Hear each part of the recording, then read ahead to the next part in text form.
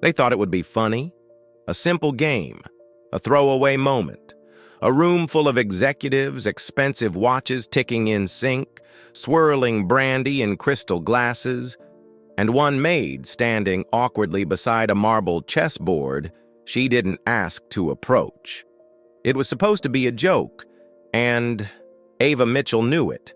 She saw it in the smirks, heard it in the laughter that wasn't quite behind closed lips, heard it most in the way Trent Wexler, the CEO of Wexler Dynamics, had said her name.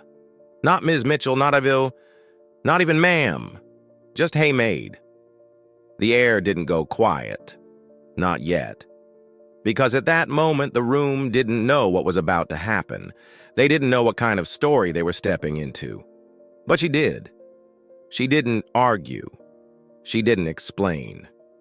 She simply set down the tray of glasses she'd been carrying and walked calmly toward the board. "Do you play chess?" Trent had asked with a smirk, already pulling out a chair like a magician about to reveal a trick. "A little," Ava said softly, and 5 moves later, that smirk had vanished.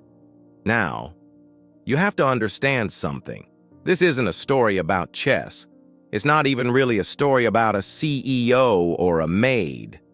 It's about how quickly we dismiss quiet people, how fast we reduce someone's worth to their job title, their uniform, the color of their skin, or the silence they keep.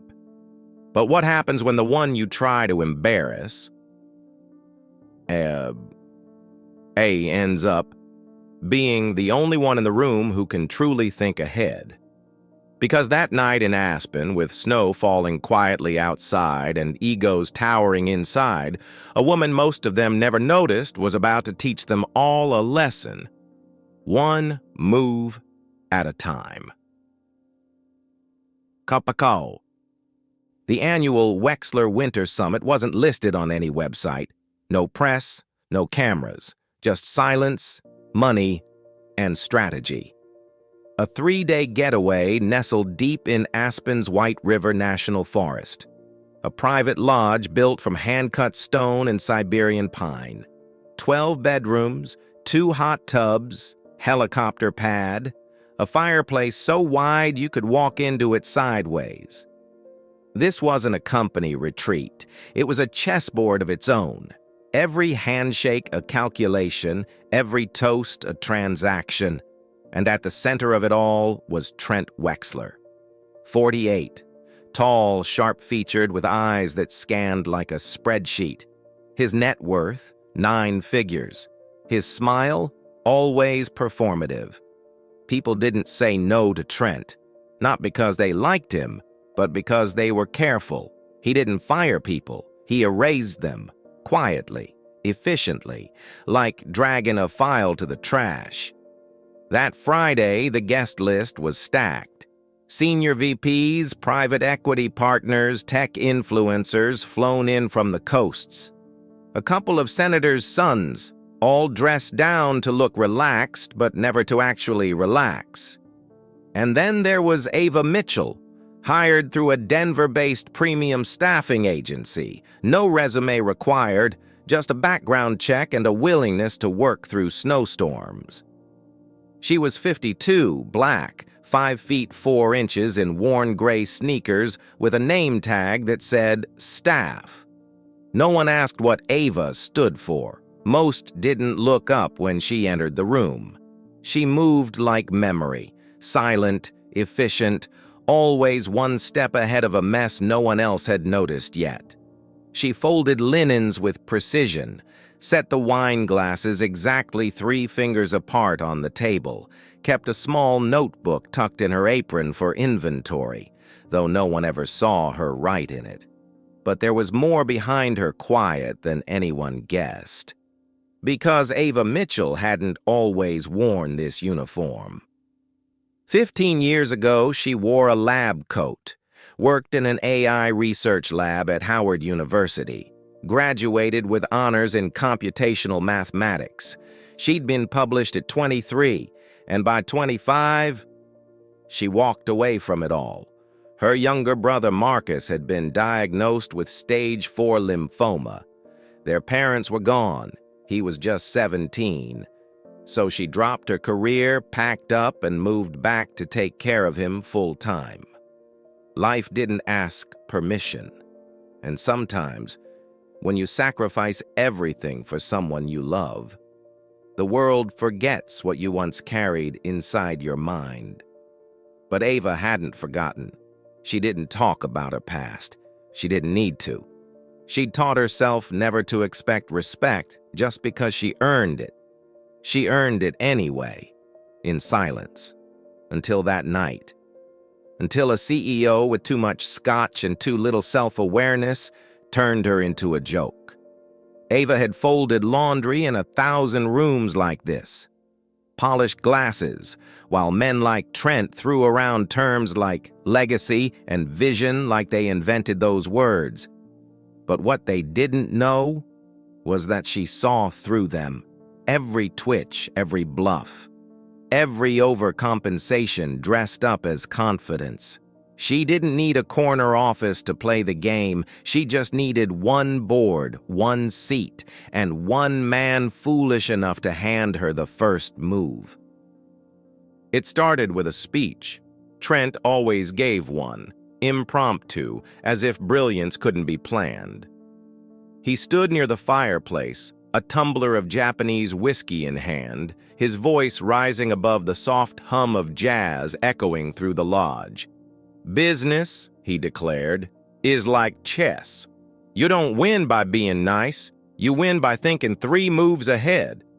The room laughed, not because it was funny, but because that's what people did around power. Lila Grant, the VP of Communications, smiled politely. A junior investment analyst elbowed his friend, whispering, "Here comes the alpha talk." Trent stepped toward the massive chessboard embedded in the floor. The squares were cut from black marble and white maple, polished to a mirror shine. No one had played on it all weekend. "Let's see who's got some game," Trent said, gesturing to the board. "Who wants to go around with the boss?" A few people chuckled. No one moved. He raised an eyebrow, clearly annoyed at the silence. That's when he saw her. Avenue walking quietly across the room, holding a tray of folded hand towels. Head down, focused. He smirked. "You," he said loudly, pointing. "Let's see what the help knows about strategy." The room froze for a breath, unsure if it was a joke or a command.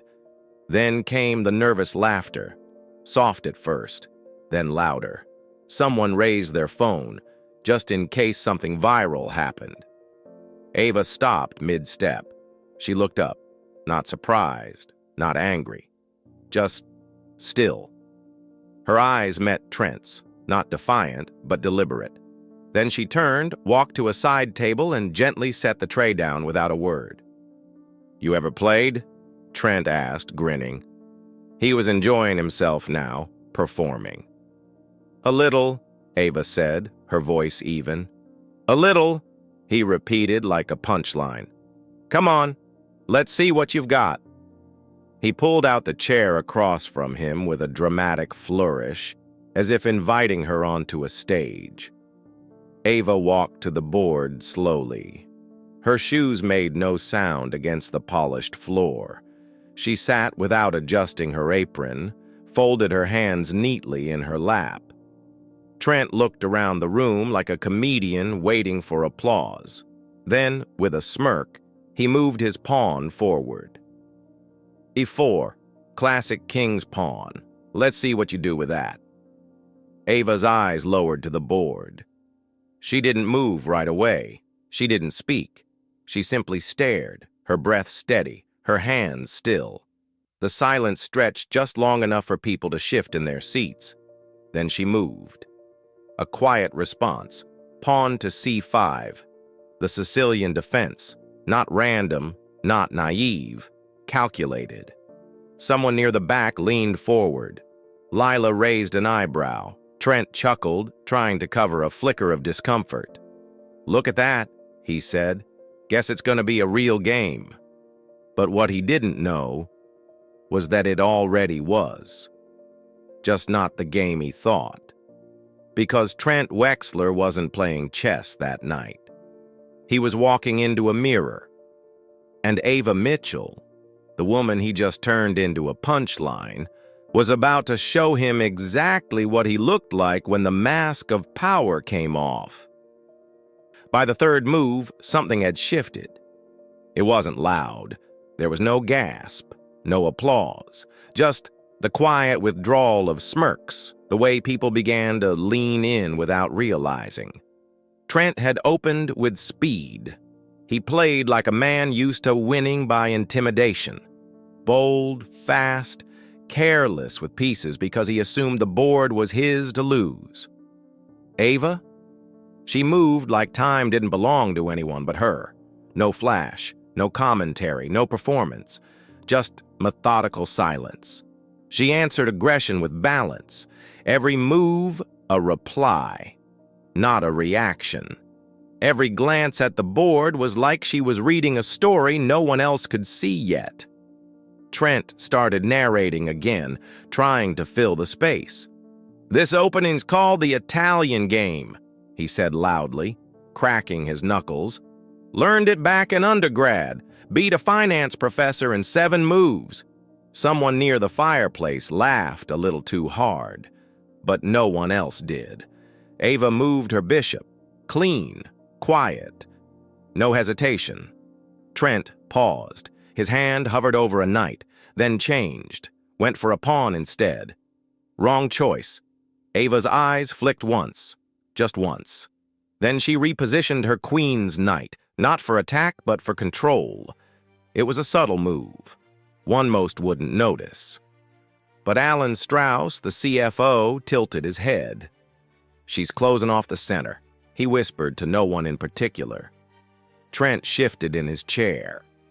"You sure you only played a little?" he asked, a laugh in his voice but tension in his jaw.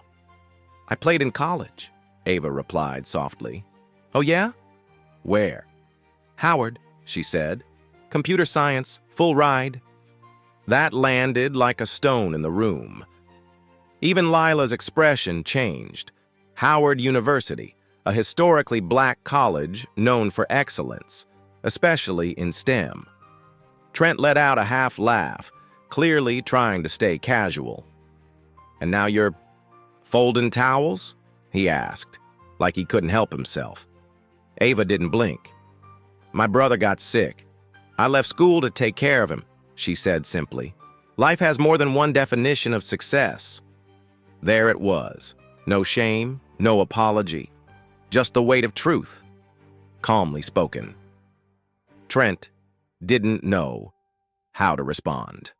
So like many men with power and no grace, he tried to overpower the moment. He moved his queen aggressively, trying to reclaim space, trying to push her back. Ava responded with a pawn. Quiet. Director. It blocked his path like a locked door. "The board doesn't care who you are," she said, eyes still on the game. "It just reflects how you think." That sentence didn't shout. It didn't need to. It landed. Hard. Alan leaned forward. "She's not playing to win quickly, she's playing to corner him." The energy in the room had shifted completely now. Phones were down. Chatter stopped. Even the servers walking through the back hallway slowed their steps. Everyone was watching, not because of the game, but because the maid no one noticed had become the most powerful person in the room, without raising her voice, without standing up, without needing a title. Trent tried to shake it off. "Let's reset," he said, forcing a laugh. "We'll call it a warm-up." Ava looked up at him for the first time in minutes. Her tone never changed. Only people losing asked to start over. It wasn't sharp, wasn't cruel, but it cracked something in Trent's facade. Someone near the bar exhaled. "She's not playing against him. She's playing through him." Trent's face reddened. He moved another piece. Too fast. It exposed his rook. 2 turns later, his knight was pinned. His queen had nowhere to go. Check. The word came from Ava's mouth like it didn't belong to her. Just a natural fact of the world, like sunrise or gravity. The room went still, because now they all understood what was really happening. Ava Mitchell wasn't lucky. She wasn't bluffing. She had been 10 moves ahead since the moment he called her Maid. And she hadn't come to win. She came to teach.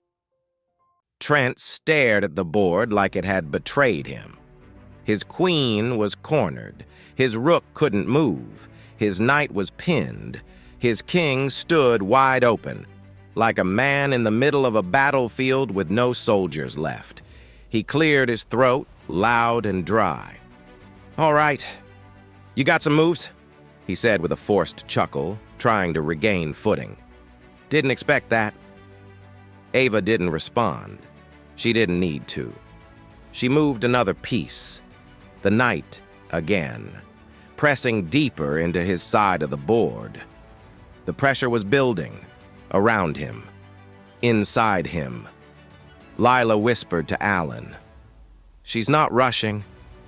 "That's what makes it brutal." He nodded. "She's playing like someone who's seen this pattern before." Trent tapped his fingers on the table.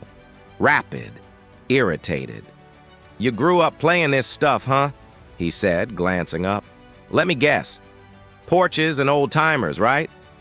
Ava's jaw stiffened, but her tone stayed level.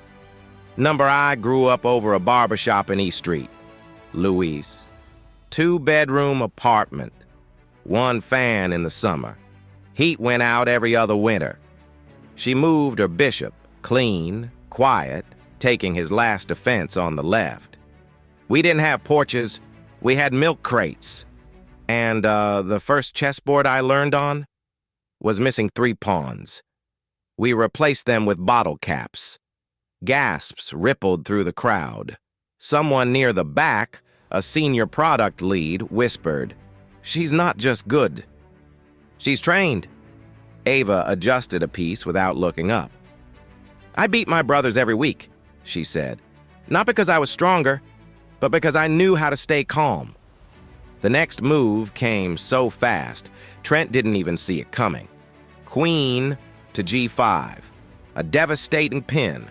A double threat fork. Check. He blinked. Once. Twice. "She's suffocating his defense," Alan muttered.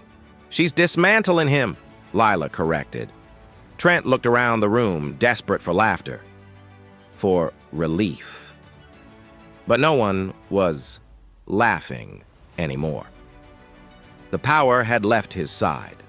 Ava moved her rook again, silent, surgical, cutting off his king's last escape. He tried to play it off. "You proving something?"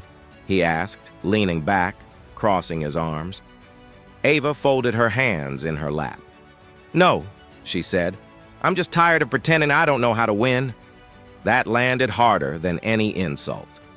Lila slowly turned to face Ava, her eyes wide, not in shock, but in recognition. She wasn't looking at a maid.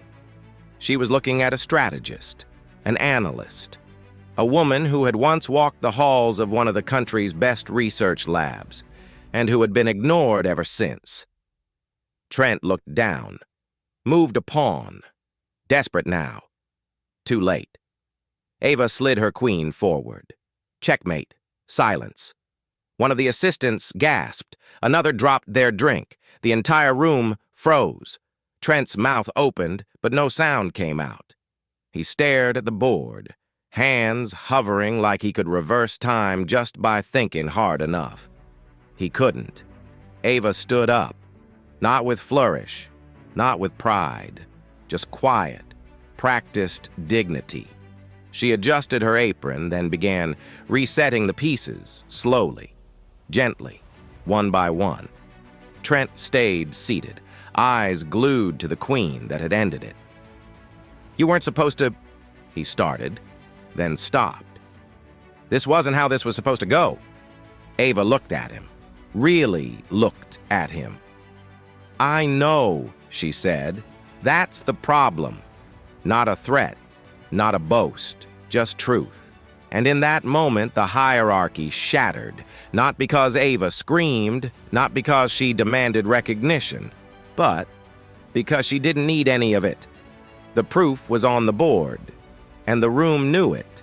People stood in place, not applauding, not reacting, just absorbing. Trent finally leaned back, rubbing his temple like he had a headache that couldn't be solved. He glanced up at Ava once more.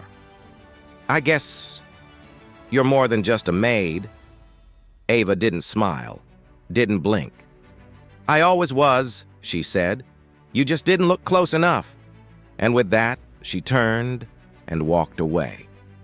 No victory lap, no dramatic exit, just quiet steps, and the sound of a room full of powerful people realizing they'd missed something that had been sitting right in front of them the whole time.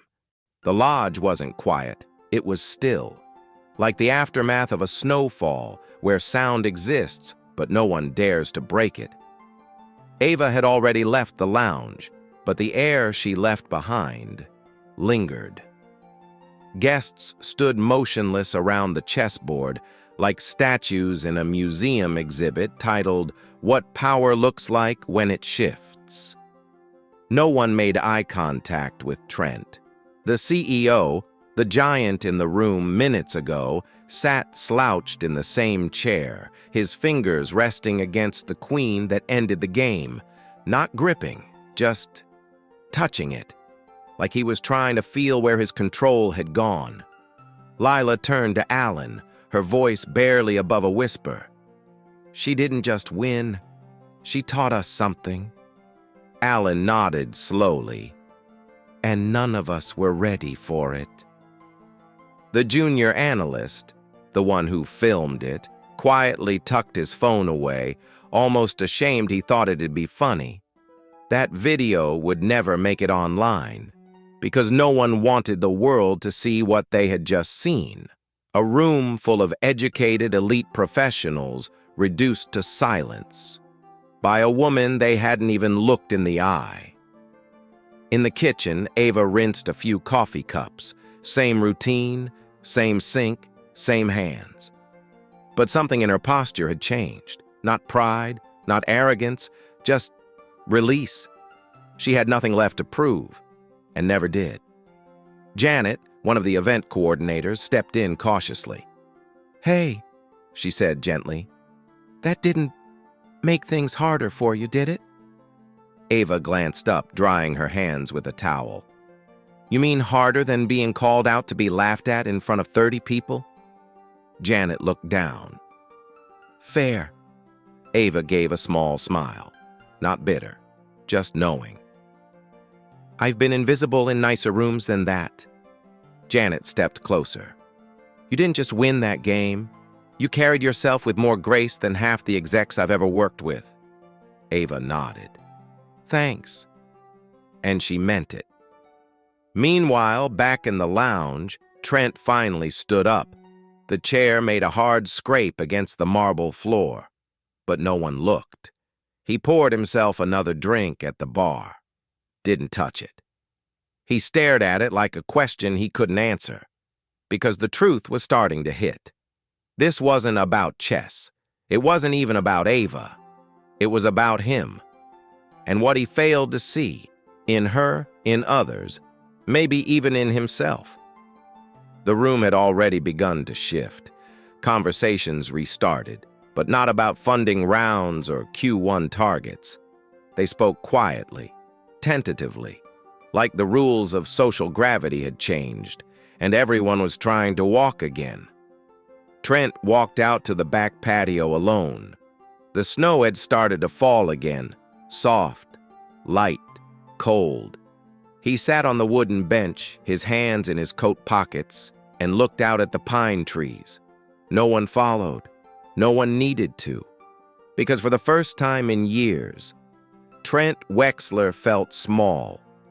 Not because someone shouted him down, not because he was fired, not because he lost face, but because a woman whose name he never bothered to learn had just revealed every blind spot he'd ever carried. And she didn't do it with a speech, or a demand, or a protest. She did it with presence, with patience, and with a queen. Quietly moved into place. The next morning came with the smell of bacon, fresh coffee, and something else no one could quite name: humility. The usual brunch chatter, loud, performative, was replaced by clinking forks and cautious glances.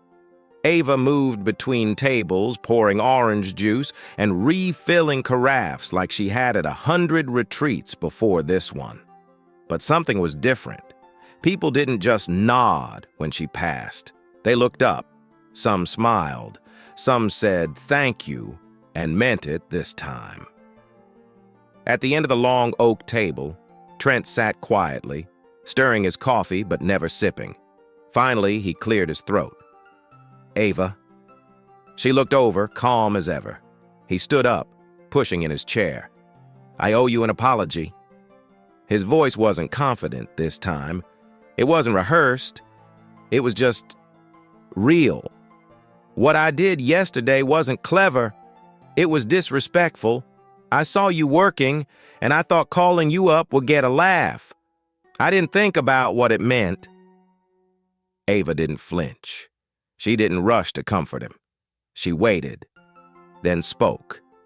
"You didn't respect the board," she said, "and you didn't respect me.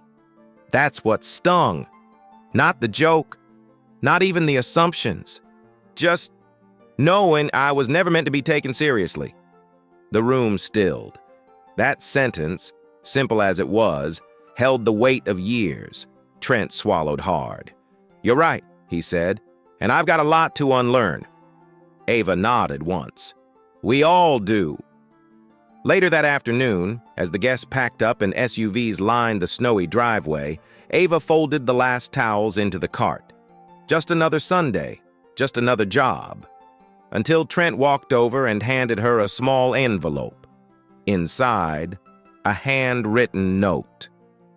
"You taught me more in 15 minutes than most consultants have in 15 months. You reminded me that power isn't how loud you speak, but how well you listen. Thank you for playing, and for winning with grace." Underneath the note, a check. Larger than Ava had expected. She folded the paper, tucked it in her apron, and said nothing. Because she didn't need to say anything. She had already won. And maybe that's the real lesson, isn't it? Power doesn't always speak with volume. Sometimes it whispers. Sometimes it folds towels in silence until the moment calls for more. So the next time you walk into a room, ask yourself, are you looking at people? Or are you really seeing them? Because greatness doesn't wear a name tag. It doesn't always sit at the head of the table, and it doesn't announce itself with noise. Sometimes it just moves a piece. One quiet, undeniable move that changes everything. If someone underestimated your value because of how you look or what you do, what would you want them to learn the hard way? Let us know in the comments, and share this story if it moved you like it moved us.